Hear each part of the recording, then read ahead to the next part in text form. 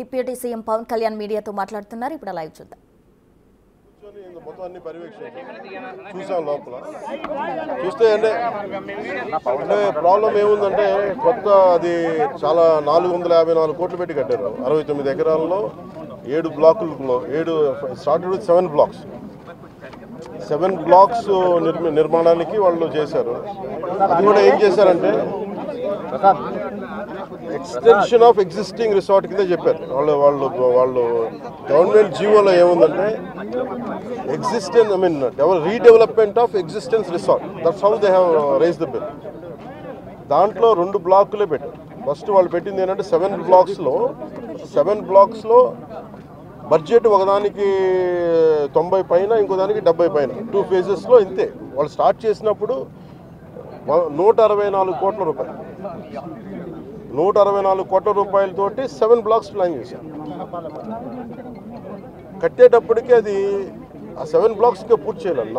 4 బ్లాకులకి అంటే మనం చూస్తే 4 బ్లాక్ అంటే బిల్డింగ్ కాదు, residential block is 1, CMO office is 1. ఇవన్నీ కూర్చొని అలాగా వాళ్ళు 7 బ్లాకులు ప్లాన్ చేసుకుంటే 4 బ్లాకులే కట్టారు.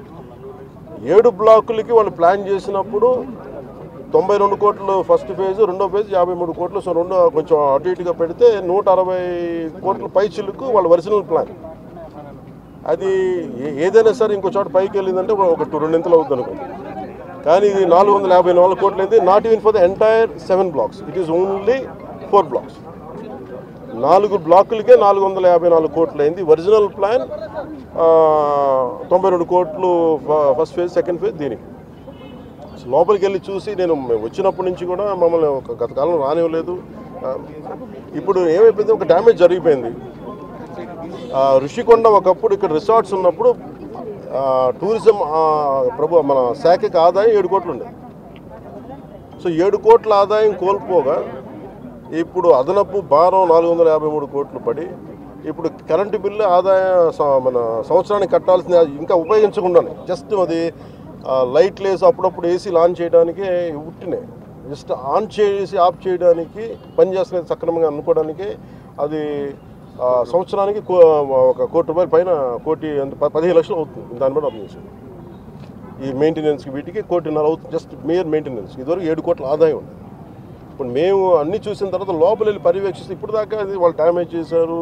ఈ టాయిలెట్స్ ఎన్ని కోట్లు, టబ్బు ఇవన్నీ ఇంకా అయిపోయినాయి, ప్రజల్లోకి వెళ్ళిపోయినాయి. ఇప్పుడు మా కుటుంబ ప్రభుత్వం నుంచి మేము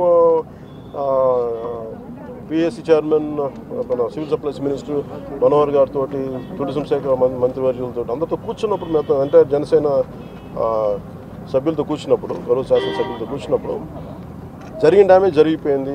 తొలచాల్సిన కొండ తొలిచేశారు, పాడు చేశారు. ఓకే, వీటన్నిటిని మించి ఇంక ఇప్పుడు మన ముందు ఏముందంటే దీన్ని how well we can utilise 400 ఏం చెప్పండి ఎలా పెట్టాలి. చాలాసార్లు అనేక మార్లు మేము క్యాబినెట్ మీటింగ్ చర్చించాం. ముఖ్యమంత్రి గారు కూడా దీని మీద ఎలా చేయాలనేది ఆయన అందరిని అడుగుతూ ఉన్నారు. సో ఇది మేము ఈ పర్యటన తాలూకు ముఖ్య ఉద్దేశం ఏంటంటే ఈ పర్యటన ద్వారా ఫస్ట్ మేము అసలు ఏం చేయాలనేది మాకు ఇది ఇండివిజువల్, ఇది కుటుంబ ప్రభుత్వం కాబట్టి జనసేన పార్టీ తరఫు నుంచి వాట్ ఈజ్ అవర్ అనేది అంటే వాట్ ఈజ్ అవర్ వ్యూ అనడానికి మనం ఇక్కడి నుంచి మంగళగిరిలో కూర్చోనో లేదంటే ఇంకో ఊళ్ళో కూర్చొని చేయడం ప్రత్యక్షంగా ఒకసారి ఫీల్డ్ విజిట్ చేస్తూ వచ్చే పరిష్కారం వేరుంటుంది. సో లోపలికి వెళ్ళి కూర్చొని మేము చూస్తున్నప్పుడు పెచ్చులు ఊడిపోతూ ఉన్నాయి. ఆ సీఎంఓ ఆఫీస్ బ్లాక్లో ఆల్మోస్ట్ వాళ్ళు ఎవరో పేషీలో కూర్చునే ఆ పైకప్ పడిపోయింది, నీళ్లు లీక్ అవుతున్నాయి. ఇది 2 చేయాలి. ఒకటి బిల్డింగ్స్ అన్ని సేఫ్టీ ఆడిట్ జరగాలి, అదొకటి చర్చించాం. 2 అసలు దీని ఎట్లాగా సేఫ్టీ ఆడిట్ జరిగిన వెంటనే ఎట్లా దీని ఆదాయ మార్గాలు పెంచాలి.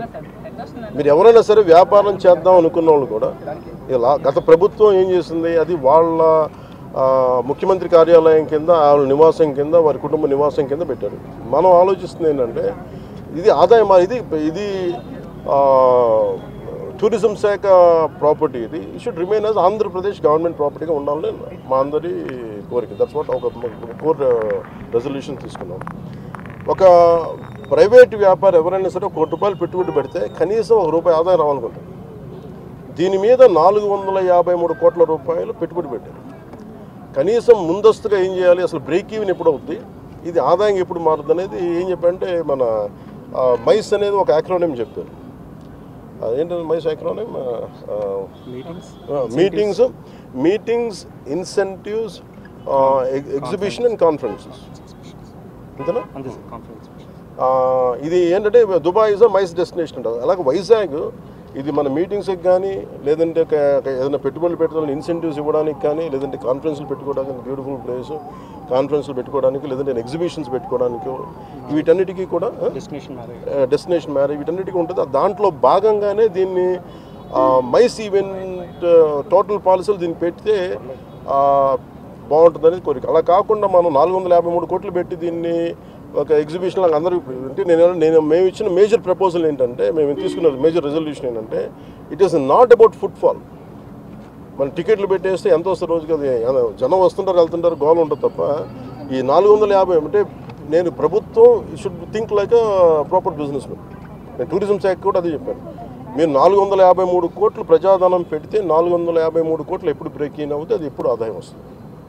ప్రభుత్వం నుంచి తీయడం కాకుండా అందుకని దీన్ని డెస్టినేషన్ వెడ్డింగ్స్ లేదంటే అన్ని కలిపి ఈవెంట్స్ చేయాలి. దీని మీద కూర్చోబెట్టి ఇమ్మీడియట్గా దీన్ని ఈ వింటర్ లోపు దీన్ని ఒక నిర్ణయం తీసుకున్నాను. ఎందుకంటే నాకు ఈ టెండర్స్ ఎలా చేస్తారో నాకు తెలియదు, అయినా నాకు అవగాహన లేదు కాబట్టి దాని మీద అందరం కూర్చొని చర్చించమని చెప్పాను. ఇది మేము గౌరవ ముఖ్యమంత్రి గారికి దీన్ని మా రెజల్యూషన్ తెలియజేస్తాం వారికి. ఎందుకంటే వాళ్ళు కూడా మన ముఖ్యమంత్రి గారు కూడా ఏమంటారంటే చాలాసార్లు మీరు ఏదైనా ఒక ప్రపోజల్తో ఒక సలహాతో రండి మేము తీసుకెళ్తామని అనేక పర్యాలు క్యాబినెట్ మీటింగ్లు చెప్పారు. సో దాంట్లో భాగంగా మేము ఇక్కడికి వచ్చి కూర్చొని ఇది కుటుంబ ప్రభుత్వం జనసేన ప్రపోజల్గా దీన్ని ఎలా చూస్తున్నాం అనేది వారికి తెలియజేస్తాం. అలాగే మనోహర్ గారు మన సూచన ఏంటంటే దుర్గేష్ గారికి కూడా వెంటనే మాట్లాడుతుండగా వెంటనే దీన్ని మెయింటెనెన్స్ చేయించండి. ఎందుకంటే దుమ్ము పట్టేస్తున్నాయి, ఆల్మోస్ట్ ఒక 1/4 ఇంచు దుమ్ము ఉంది. సో వెంటనే క్లీన్ చేయించినాయి. ఎవరు పడితే వాళ్ళు వెళ్ళిపోతూ ఉన్నారు. అందుకని కొంచెం దీన్ని ప్రొటెక్ట్ చేయడం దీన్ని కేర్ తీసుకోవడం అనేది థ్యాంక్ యూ.